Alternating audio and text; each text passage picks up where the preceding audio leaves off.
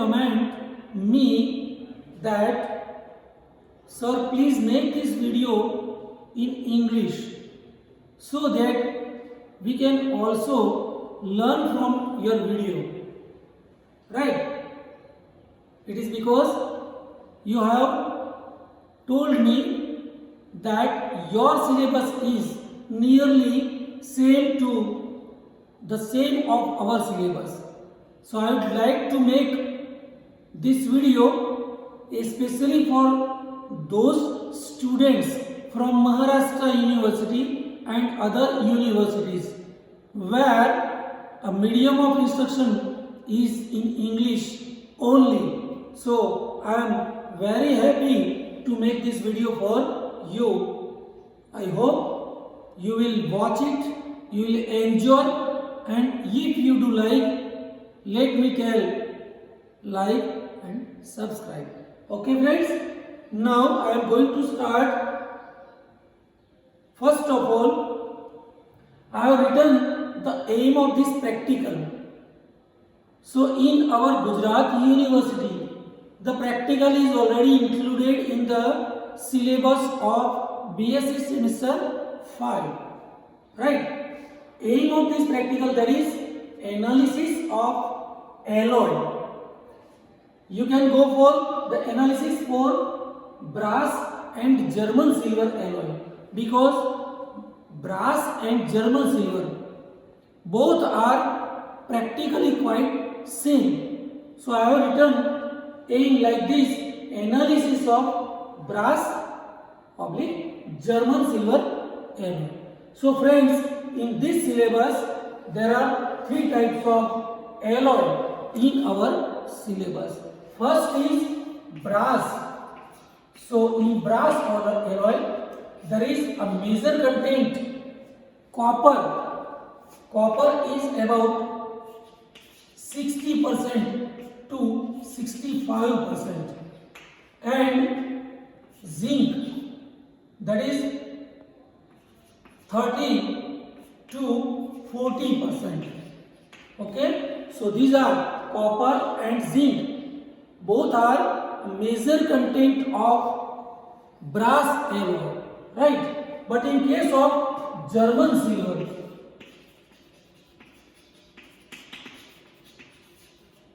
there is copper 65 to 70% and nickel 20 to 30%.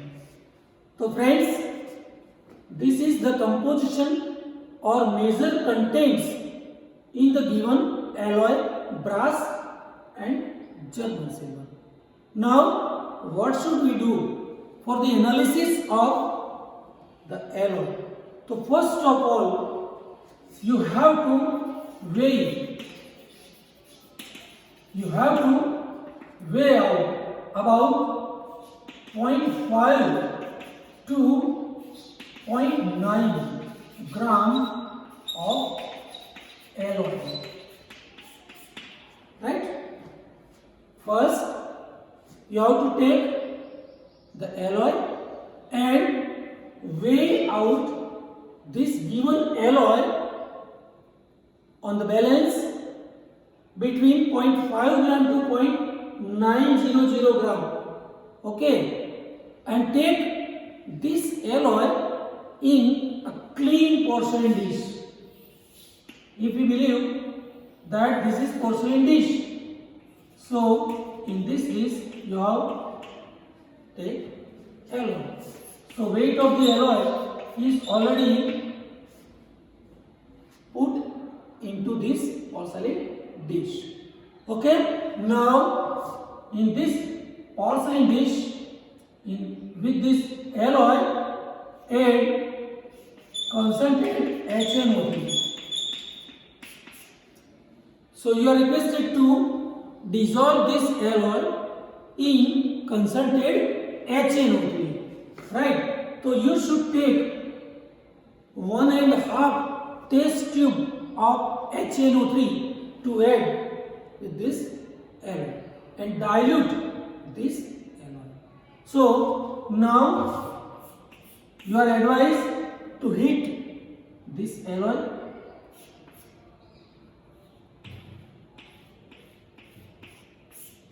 Right? This process is called or known as evaporation of alloy.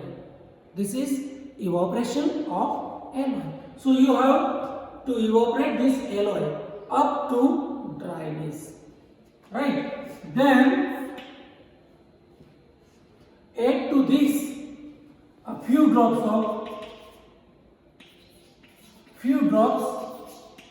of concentrated HCl. So in this solution, alloy dissolve in concentrated HNO3 and then add 2 or 3 drops of concentrated HCl so that the excess of nitrate can be evolved out. Right? What is the requirement? What is the need of this HCl? By the addition of this HCl, excess of NO3 can be removed from the solution or evolved from the solution by adding HCl. Now cool the solution. Take it in a clean beaker or measuring flask.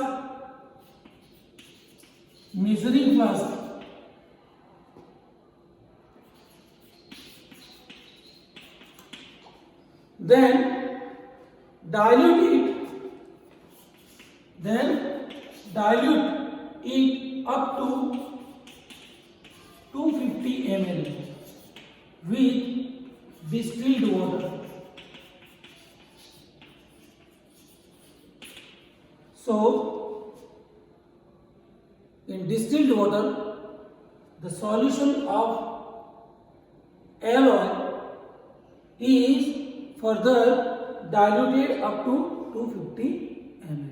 And from this 250 ml, you should take 25 ml of solution.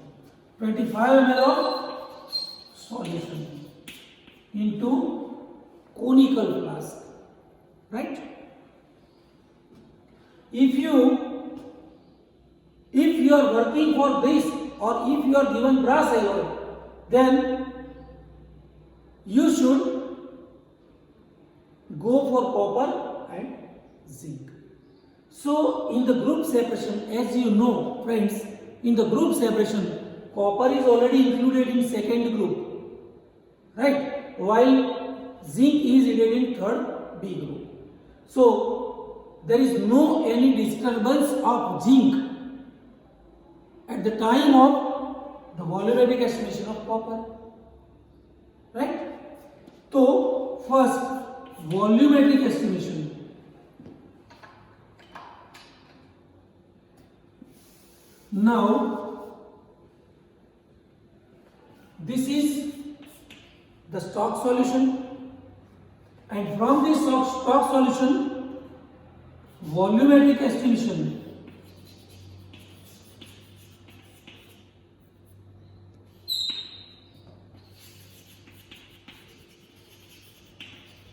of copper. So volumetric estimation of copper, you should take 25 ml diluted solution plus minimum quantity of NH4OH, ammonium hydroxide, or 6 normal NH4OH or liquor ammonia, so that blue PPT will be precipitated. Okay? Then you will get blue PPTS. Then minimum quantity of acetic acid, so that this blue PPTs will be disappear. Okay, so as this PPT disappear, that means the solution is neutral. Okay, and in this neutral solution, now add 10%, 20 ml KI solution, right? As soon as you just add 10 ml 20% KI, 10 ml 20% KI. As soon as you add this KI, iodine will be liberated from the solution, from the glass, from the reaction mixture. So this I2 will be titrated with 0.05 molar Na2S2O3. So titrate this solution mixture against 0.05 molar of sodium thiosulfate from burette. Okay, what will the indicator? You have to add in this reaction mixture starch as an indicator. As soon as just you add this starch, 2 or 3 drops of starch, color will be blue. So blue colored appear, and again continue this titration from the burette with 0.05 molar of sodium thiosulfate, and at the end point you will get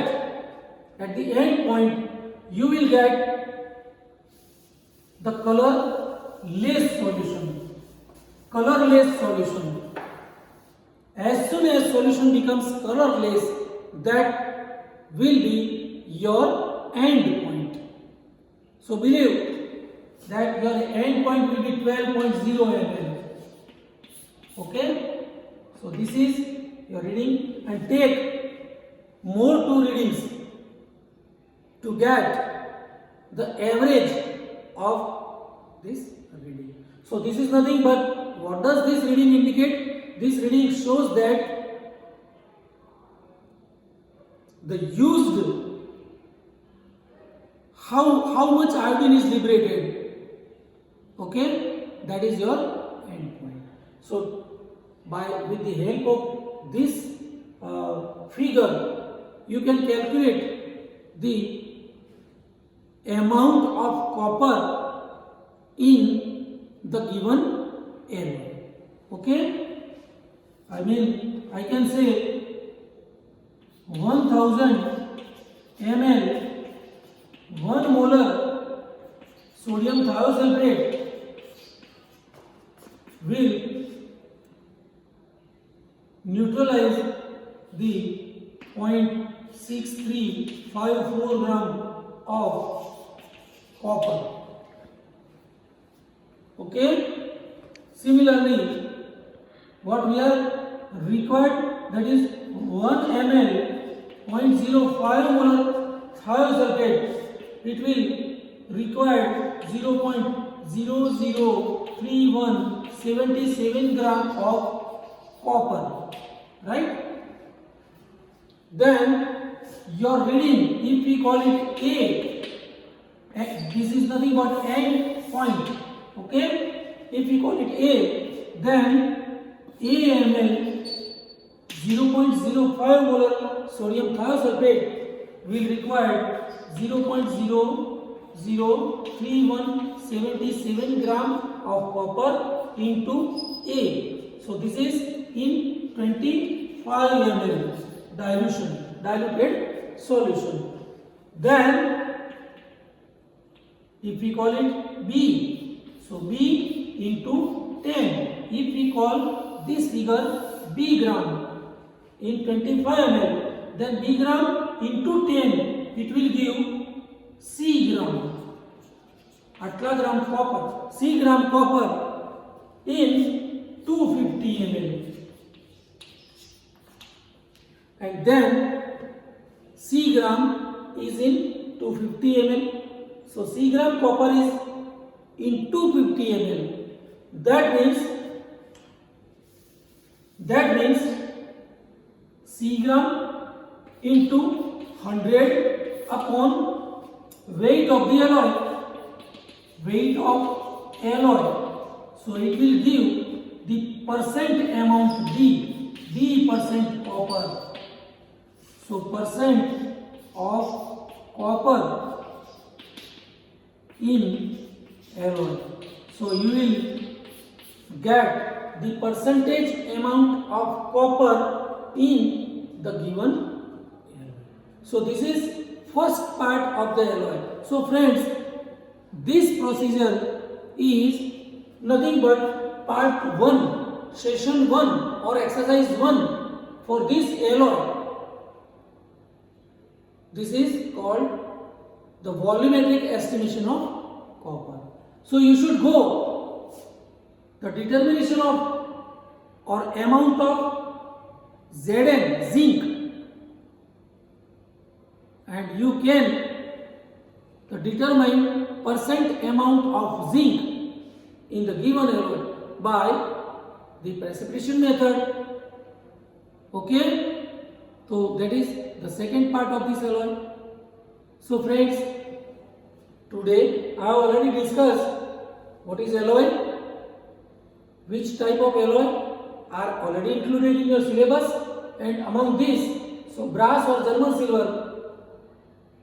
So you have to dissolve the alloy, then make the stock solution, and you have to take 25 ml of the stock solution in conical flask and follow this process for the volumetric estimation of copper, and finally you will get, by these expressions and calculations, you will get the percentage amount of copper in the given alloy. Now you are required or you are advised to wait for second video in part 2, that is the gravimetric estimation of zinc in the given alloy. I hope you do like this video much. Share in your different groups and subscribe my channel if you are required. Thank you.